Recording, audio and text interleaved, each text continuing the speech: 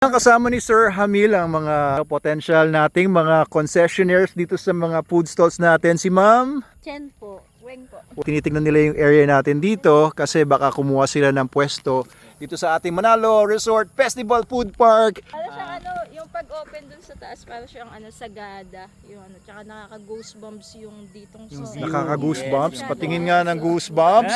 So nakaka-goosebumps daw, sobrang ganda, tsaka malamig, di ba? Parang sagada daw. Tapos Yung vibes dito parang Tagaytay something. parang Tagaytay something. Almost 180 degree. Oo.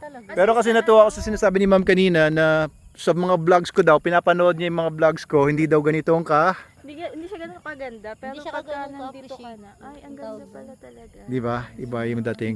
Iba sa Ayan, personal. Kasi, iba kasi sa cellphone eh. Kung nasa cellphone ka lang, Maliit lang yung Maliit lang. Naka-capture. So Oo. pag nakita mo ng personal, ayun, makikita mo talaga yung view.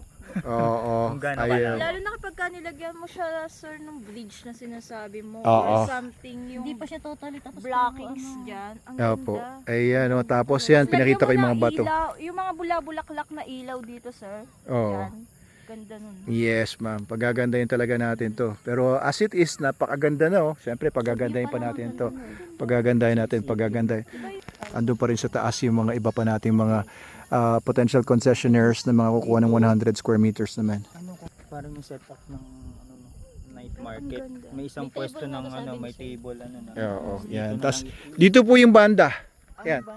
May pa-stage po. Every night, magkakaroon na ng banda kapag mag-start na, hindi na po titigil.